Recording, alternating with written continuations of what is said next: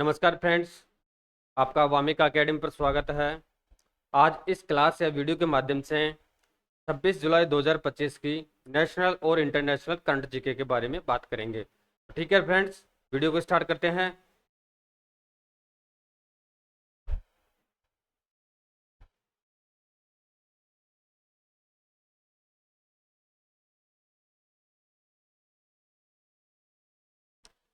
Friends, आज का आपका फर्स्ट क्वेश्चन है, यानी 26 जुलाई 2025 की नेशनल और इंटरनेशनल जीके का फर्स्ट एमसीक्यूज है। इसमें बता रखा है कि डीआरडीओ ने किस राज्य में UAV launcher precision guided missile V3, यानी कौन सी मिसाइल है, V3 का सफल परीक्षण किया है। ठीक है, अब इसमें ऑप्शन में बता रखा है, एक आपका ओडिशा है, फिर कर्नाटक है, फिर राजस्थान है और फिर आंध्र प्रदेश कुर्नूल है।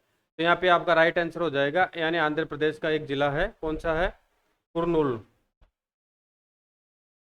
वहां से इस मिसाइल का सफल परीक्षण किया गया है। यानी कौन सी मिसाइल है, तो UAV launcher precision guided missile V3 का सफल परीक्षण आंध्र प्रदेश के कुर्नूल जिले से किया गया है। तो यहाँ पे आपका राइट आंसर हो जाएगा, आंध्र प्रदेश के कुर्नूल से इस मिसाइल का डीआरडीओ ने सफल परीक्षण किया है। अब नेक्स्ट आगे बढ़ते हैं क्वेश्चन की तरफ। यानी बहुत ही महत्वपूर्ण क्वेश्चन है, यानी अभी हाल ही में किस देश ने फिलिस्तीन, यानी फिलिस्तीन एक देश है, तो फिलिस्तीन को स्वतंत्र राष्ट्र मानने का ऐलान हाल ही में किया है। इसमें ऑप्शन बता रखा है आपका, अमेरिका है, फिर इंग्लैंड है, कनाडा है और फ्रांस है। यानी अभी बात करें तो फिलिस्तीन एक ऐसा देश है, वो पूर्ण रूप से अभी स्वतंत्र नहीं था। तो अभी अब बात करेंगे कौन से देश ने इसको पूर्ण रूप से स्वतंत्र मानने के लिए घोषित कर दिया है, यानी जो पहले इसका कब्जा था उस कब्जे को इस देश ने छोड़ दिया है। यानी सितंबर माह से फिलिस्तीन एक स्वतंत्र राष्ट्र बन जाएगा। तो किस देश ने फिलिस्तीन को स्वतंत्र राष्ट्र मानने का ऐलान हाल ही में किया है, तो ऑप्शन आपका अमेरिका है, इंग्लैंड है, कनाडा है और फ्रांस है। फ्रेंड्स, यहाँ पे आपका राइट आंसर हो जाएगा फ्रांस, यानी फ्रांस ने फिलिस्तीन को स्वतंत्र राष्ट्र मानने का ऐलान अभी हाल ही में किया है। अब इसकी व्याख्या देखते हैं। तो इसकी औपचारिक घोषणा सितंबर माह में, यानी सितंबर 2025 में संयुक्त राष्ट्र महासभा का सम्मेलन आयोजित होगा। तो संयुक्त राष्ट्र महासभा में होगी, यानी इसकी औपचारिक घोषणा फ्रांस द्वारा सितंबर माह में संयुक्त यूएनओ की महासभा में होगी। और फ्रांस ऐसा करने वाला G7 देश है, कौन सा है, यानी फ्रांस ऐसा करने वाला पहला, यानी जो G7 देशों का संगठन है उनमें से फ्रांस ऐसा करने वाला पहला देश बना है जिसने फिलिस्तीन को आज़ादी दी है। नेक्स्ट आगे बढ़ते हैं।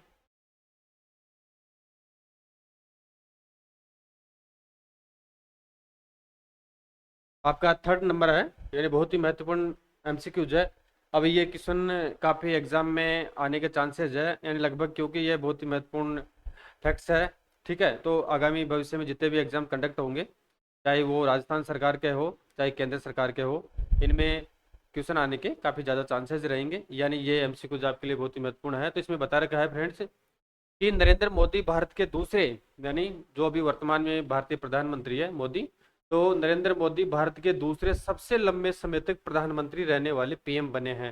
यानी अभी हाल ही में नरेंद्र मोदी भारत के दूसरे सबसे लंबे समय तक प्रधानमंत्री रहने वाले पीएम बने हैं। उन्होंने किस प्रधानमंत्री का रिकॉर्ड तोड़ा है। ठीक है, तो एग्जाम में क्वेश्चन ऐसा भी आ सकता है कि नरेंद्र मोदी द्वारा कितने दिनों तक प्रधानमंत्रित्व काल में रहते हुए रिकॉर्ड तोड़ा है, या सबसे अधिक किस प्रधानमंत्री का काल रहा है, कितने दिनों का कितने डेज का रहा है, उसके बारे में क्वेश्चन आ सकते हैं। तो यहाँ पे बात कर रहे हैं, तो रिकॉर्ड की बात करें तो किस प्रधानमंत्री का रिकॉर्ड तोड़ा है, तो फर्स्ट ऑप्शन आपका पंडित जवाहरलाल नेहरू है, फिर इंदिरा गांधी है, फिर मनमोहन सिंह है और इनमें से कोई नहीं। तो फ्रेंड्स, इसका इसमें आपका राइट आंसर हो जाएगा, यानी इंदिरा गांधी का। क्या, यानी नरेंद्र मोदी ने अभी हाल ही में इंदिरा गांधी का रिकॉर्ड तोड़ा है। किसका तोड़ा है, इंदिरा गांधी का रिकॉर्ड तोड़ा है। ठीक है, तो पंडित जवाहरलाल नेहरू सबसे ज्यादा दिनों तक प्रधानमंत्री रहने वाले व्यक्ति है। इन्होंने 6126 दिनों तक प्रधानमंत्री के रूप में कार्य किया है, जबकि इंदिरा गांधी ने 4076 के आसपास कार्य किया था, जबकि नरेंद्र मोदी ने 4077, यानी उन्होंने इंदिरा गांधी ने 4077 दिनों तक कार्य किया था। अब मोदी ने 4078 दिन का कार्य करके उनका रिकॉर्ड तोड़ दिया है। तो उन्होंने इंदिरा गांधी के 4077 दिनों का रिकॉर्ड तोड़ा है। सबसे ज्यादा बात करें, पहले बात कर चुके हैं कि 6126 कितने फ्रेंड्स, 6126 दिन तक पंडित नेहरू भारत के प्रधानमंत्री या पीएम रहे थे। ठीक है, तो एग्जाम में क्वेश्चन आ जाए कि सबसे ज्यादा प्रधानमंत्री के बारे में बात करें तो सबसे ज्यादा प्रधानमंत्रित्व काल के बारे में बात करें तो 6126 दिन पंडित नेहरू का रहा है। उसके बाद में सेकंड नंबर पर 4078 दिन अब कंटिन्यू रूप से चल रहे हैं। तो 4078 दिन के साथ में सेकंड नंबर पर प्रधानमंत्री नरेंद्र मोदी रहे हैं और तीसरे नंबर पर 4077 दिनों के साथ में इंदिरा गांधी तीसरे स्थान पर है। तो मोदी ने हाल ही में इंदिरा गांधी यानी पूर्व प्रधानमंत्री का रिकॉर्ड तोड़ा है। आपका चौथा क्वेश्चन है फ्रेंड्स, यानी WWE दिग्गज हल्क होगन का 71 साल की उम्र में फ्लोरिडा में निधन हो गया है। यानी ये एमसीक्यूज नहीं है, डायरेक्ट व्याख्या है। तो जो एक चैंपियनशिप होती है तो WWE दिग्गज हल्क होगन नाम का एक खिलाड़ी है का 71 साल की उम्र में फ्लोरिडा यानी अमेरिका में निधन हुआ है। वे 6 बार के चैंपियन रह चुके हैं और 2 बार रॉयल रंबल्स के विजेता थे। 1980 के दशक में यानी जो यह संस्था है WWE को वैश्विक पहचान दिलाने में उनका अहम योगदान रहा था। किस व्यक्ति का रहा था? मैंने योगदान रहा था हल्क होगन का। और अभी हाल में उनका 71 ईयर्स की उम्र में यानी 71 की उम्र में फ्लोरिडा में इनका निधन हो गया है। नेक्स्ट आगे बढ़ते हैं पांचवें क्वेश्चन की तरफ। आपका पांचवा क्वेश्चन है फ्रेंड्स कि भारत ने पेट्रोल में यानी भारत ने पेट्रोल में 20% यानी जो अभी आपका पेट्रोल आ रहा है तो उसमें 20% इथेनॉल का मिक्सर है। तो भारत ने पेट्रोल में 20% इथेनॉल मिलाने का लक्ष्य कितने साल पहले ही हासिल कर लिया है। यानी जो भारत का लक्ष्य था वो 2030 तक था। यानी 2030 तक भारत जो पेट्रोल आता है उसमें 20% इथेनॉल का मिक्सर करके पेट्रोल को सेल्स किया जाएगा। तो वो लक्ष्य था भारत ने 5 साल पहले ही हासिल कर लिया गया है। फ्रेंड्स कब कर लिया है? 5 साल पहले इन्होंने जो लक्ष्य हासिल कर लिया गया है। तो इसमें ऑप्शन दे रखा है 1 वर्ष पहले, 5 वर्ष पहले, 6 वर्ष पहले, 7 वर्ष पहले। तो यहाँ पे आपका राइट आंसर हो जाएगा यानी 5 ईयर्स पहले ही भारत ने पेट्रोल में 20% इथेनॉल मिलाने का लक्ष्य हासिल कर लिया गया है। अब इसकी व्याख्या देख लेते हैं। तो यह लक्ष्य यानी 2030 का टारगेटेड था लेकिन उससे पहले लक्ष्य प्राप्त हो चुका है। तो यह लक्ष्य 2030 का था। 2014 में मिश्रण जो इसका मिक्सर था वो 1.5% यानी 1.5% था जो 2025 में 20% हो गया है और 11 वर्षों में करीब 13 गुना की वृद्धि इसमें की गई है। ठीक है, नेक्स्ट क्वेश्चन की बात करते हैं। आपका छठे नंबर का क्वेश्चन है फ्रेंड्स, महत्वपूर्ण है। यानी भारत सरकार ने अजय सेठ यानी एक व्यक्ति है अजय सेठ नाम के, उनकी नियुक्ति की गई है। तो इसमें बता रखा है कि भारत सरकार ने अजय सेठ को किस नियामक प्राधिकरण का अध्यक्ष हाल ही में नियुक्त किया गया है। ठीक है, तो इसमें ऑप्शन दे रखा है आपका, पहला है भारतीय जीवन बीमा निगम यानी LIC, फिर है आपका सेबी, फिर है UTI यानी यूनिट ट्रस्ट ऑफ इंडिया, और लास्ट में आपका ऑप्शन है भारतीय बीमा नियामक एवं विकास प्राधिकरण यानी इसको शॉर्ट में IRDA भी कहते हैं। क्या कहते हैं? IRDA कहते हैं। जो बीमा नियामक कंपनीज होती है उनका मॉनिटरिंग का कार्य IRDA के माध्यम से किया जाता है। ठीक है, जितने भी बीमा यानी इंश्योरेंस की कंपनीज होती है उनका मॉनिटरिंग या प्रोटेक्शन का कार्य यानी कि नोडल एजेंसी IRDA होती है। तो अभी हाल ही में अजय सेठ को किस प्राधिकरण का अध्यक्ष नियुक्त किया गया है? तो फ्रेंड्स यहाँ पे आपका राइट आंसर हो जाएगा भारतीय बीमा नियामक एवं विकास प्राधिकरण का अभी हाल ही में अध्यक्ष यानी IRDA का नया अध्यक्ष अजय सेठ को नियुक्त किया गया है। ठीक है, किसको किया गया है फ्रेंड्स? अजय सेठ को नियुक्त किया गया है। ठीक है, इनकी व्याख्या देखते हैं। तो वे पहले यानी इस पद से पहले वे वित्त एवं आर्थिक मामलों के सेक्रेटरी थे। ठीक है, यानी फाइनेंस डिपार्टमेंट में इस पद से पहले अजय सेठ फाइनेंस एवं आर्थिक मामलों के सेक्रेटरी थे। उनकी नियुक्ति 3 साल के लिए की गई है यानी इनकी जो नियुक्ति है वो 3 साल के लिए वैलिड रहेगी। ठीक है, तो 2028 तक यानी जुलाई 2028 तक इनकी नियुक्ति की गई है। नेक्स्ट आगे बढ़ते हैं। 7 नंबर का आपका क्वेश्चन है, इसमें व्याख्यात्मक है। तो इसमें बता रखा है कि अंतरराष्ट्रीय बुकर विजेता, ठीक है, यानी एक पुरस्कार होता है तो अंतरराष्ट्रीय बुकर विजेता गीतांजलि श्री, इनका नाम है गीतांजलि श्री, कि किताब वंस एलिफेंट लिव्ड हियर को इंग्लिश पेन ट्रांसलेट पुरस्कार के लिए चुना गया है। डेजी रॉकवेल ने हिंदी से अंग्रेजी में इसका अनुवाद किया है। तो इसमें क्या बता रखा है फ्रेंड्स कि अंतर्राष्ट्रीय बुकर विजेता एक व्यक्ति महिला है गीतांजलि श्री की किताब है वंस एलिफेंट लिव्ड हियर को इंग्लिश पेन ट्रांसलेट पुरस्कार के लिए सम्मानित या चुना गया है। तो कौन सा पुरस्कार मिलेगा इनको? इंग्लिश पेन ट्रांसलेट पुरस्कार प्रदान किया जाएगा। कौन सी बुक है? वंस एलिफेंट लिव्ड हियर को, ठीक है। और कौन सा पुरस्कार मिलेगा? तो इंग्लिश पेन ट्रांसलेट पुरस्कार दिया जाएगा। अब नेक्स्ट आगे बात करते हैं।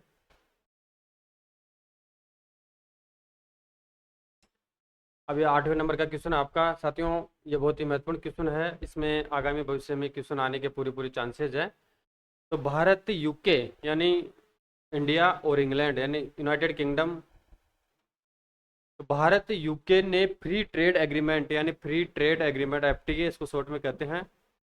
तो भारत यूके ने फ्री ट्रेड एग्रीमेंट पर हस्ताक्षर कौन सी जगह पर किए हैं? ठीक है, अब ये महत्वपूर्ण क्वेश्चन है। तो इसमें आंसर देर का है दिल्ली है, कोलकाता है, लंदन है और इनमें से कोई नहीं। जैसा कि आप सभी को पता है कि अभी लेटेस्ट प्रधानमंत्री इंग्लैंड दौरे पे गए थे, तो वहाँ पे जो एग्रीमेंट किया है फ्री ट्रेड एग्रीमेंट का माननीय प्रधानमंत्री मोदी द्वारा लंदन में हस्ताक्षर करके या साइन करके फ्री ट्रेड एग्रीमेंट को लागू किया गया है। ठीक है, तो अभी हाल ही में 3-4 दिन पहले फ्री ट्रेड एग्रीमेंट को लंदन में इसके साइन किए गए थे। तो इसमें बता रखा है कि कौन सी जगह हस्ताक्षर किए गए थे। लंदन में इसके हस्ताक्षर किए गए थे, यानी जो संधि हुई थी वो लंदन इंग्लैंड में हुई थी। ठीक है, अब इसकी विशेषताओं के बारे में बात करते हैं। तो भारत यूके यानी इंडिया और यूनाइटेड किंगडम ने फ्री ट्रेड एग्रीमेंट पर हस्ताक्षर किए हैं। जो 3 साल यानी जो प्रयास किए जा रहे थे साथियों, वो 3 साल से प्रयास किए जा रहे थे इस एफटीए के बारे में यानी फ्री ट्रेड एग्रीमेंट को लेकर। तो 3 साल में 14 राउंड की वार्ता होने के पश्चात में फ्री ट्रेड एग्रीमेंट को लागू किया गया है। अब इसकी विशेषताओं के बारे में बात करें तो इससे देश के 99% सामान यूके को 0% टैरिफ पर निर्यात होंगे, यानी जो भारत के जितने भी सामान है यानी इंडिया के अब जो इंग्लैंड में निर्यात किए जाएंगे यानी 99% सामानों का कुछ अपवादों को छोड़कर तो यूके में यानी इंग्लैंड में उनको बेचा जाएगा, एक्सपोर्ट किया जाएगा। तो वहाँ पे जो टैक्स लगाया जाएगा टैरिफ वो 0% रहेगा। कितना रहेगा? 0% इंग्लैंड टैक्स लगाएगी। ये इसमें समझौता हुआ है। अगर इंग्लैंड के सामानों की बात करें, अगर इंग्लैंड से यूके से भारत इंपोर्ट करेगा यानी 99% सामानों की बात यहाँ पे हो रही है, 1% अपवाद है। ठीक है, तो 99% सामानों पर भारत द्वारा 3% टैरिफ शुल्क वसूला जाएगा, जबकि इंग्लैंड द्वारा किसी प्रकार का टैरिफ वसूल नहीं किया जाएगा। नेक्स्ट आगे बढ़ते हैं।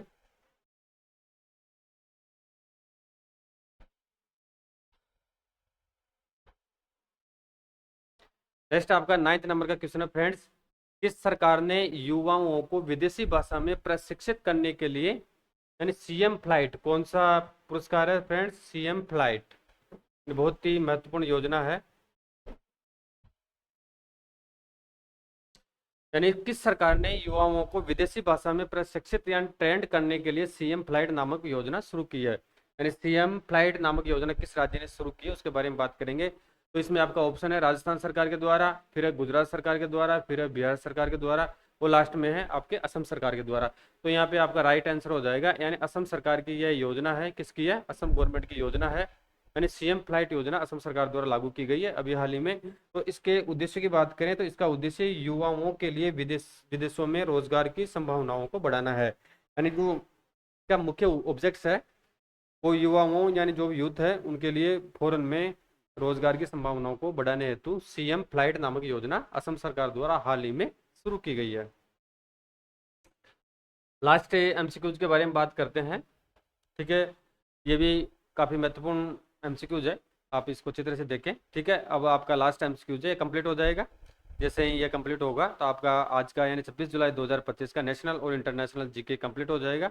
इसके बाद में एक सम इंपॉर्टेंट फैक्ट्स के बारे में बात करेंगे, यानी एक महत्वपूर्ण तथ्य के बारे में बात करेंगे। ठीक है, देखते हैं इस क्वेश्चन को। यानी इन्वेस्टमेंट कंपनी का नाम है, अगर एग्जाम क्वेश्चन आ सकता है। यानी कौन सी इन्वेस्टमेंट कंपनी एजेंसी के आधार पर अभी बात करेंगे। तो इन्वेस्टमेंट कंपनी मॉर्गन स्टैनली, क्या नाम है, मॉर्गन स्टैनली के मुताबिक भारत कब तक दुनिया की तीसरी सबसे बड़ी अर्थव्यवस्था बनेगा। ठीक है, तो इसमें ऑप्शन दे रखा है 2025 में, 2026 में, 2027 में और 2028 में। तो इसका राइट आंसर हो जाएगा फ्रेंड्स आपका 2028, यानी वर्ष 2028, यानी लगभग आज आज के 3 साल बाद में भारत विश्व की सबसे बड़ी तीसरी अर्थव्यवस्था बनकर उभरेगा। ठीक है, अब ये रिपोर्ट किसकी है, तो ये रिपोर्ट है इन्वेस्टमेंट कंपनी है, उस कंपनी का नाम है। अगर एग्जाम में क्वेश्चन आ जाए, यानी किस एजेंसी के द्वारा, किस रेटिंग एजेंसी के द्वारा भारत दुनिया की तीसरी सबसे बड़ी अर्थव्यवस्था बनेगा, कब बनेगा, 2028 में। तो इस एजेंसी का नाम है मॉर्गन स्टैनली कंपनी है, इन्वेस्टमेंट एजेंसी है, क्या नाम है, मॉर्गन स्टैनली। ठीक है, तो इसके अकॉर्डिंग भारत दुनिया की तीसरी सबसे बड़ी अर्थव्यवस्था 2028 तक बन जाएगा। अब इसकी विशेषताओं के बारे में बात करें तो वर्ष 2035, कब तक फ्रेंड्स, 2035 तक इसका आकार जो, यानी वर्ष 2035 यानी लगभग आज के 10 साल बाद में इसका जो आकार होगा वो लगभग 10.6 ट्रिलियन डॉलर, कितना, 10.6 ट्रिलियन डॉलर पहुंचने की इसकी उम्मीद है। ठीक है, तो बहुत बड़ी भारतीय अर्थव्यवस्था बन जाएगी 3 साल बाद में, यानी विश्व की तीसरी सबसे बड़ी अर्थव्यवस्था 2028 में बनने के चांसेज है। वो 2035 की बात करें तो 2035 में इसका आकार होगा फ्रेंड्स वो 10.6 ट्रिलियन डॉलर पहुंचने की उम्मीद है। ठीक है, अभी एक इंपॉर्टेंट फैक्ट्स के बारे में बात करेंगे। ठीक है फ्रेंड्स, तो इसका नाम है ट्रेस मिशन के बारे में बात करेंगे। देखिए, जैसे ही आपके इस क्लासेज की विशेषता यह है कि आपका प्रतिदिन नेशनल और इंटरनेशनल करंट जीके का 10 एमसीक्यू सोल्व कर रहे हैं, उस साथ में एक महत्वपूर्ण तथ्य के बारे में बात कर रहे हैं। पहले एमसीक्यू को सोल्व करते हैं, उनका व्याख्यात्मक वर्णन करते हैं और लास्ट में एक सम इंपॉर्टेंट फैक्ट्स के बारे में बात करते हैं। तो ठीक है, अभी सम इंपॉर्टेंट फैक्ट्स के बारे में बात कर रहे हैं। तो आपका ये टॉपिक है आज का ट्रेसर्स मिशन। ट्रेसर्स मिशन क्या होता है,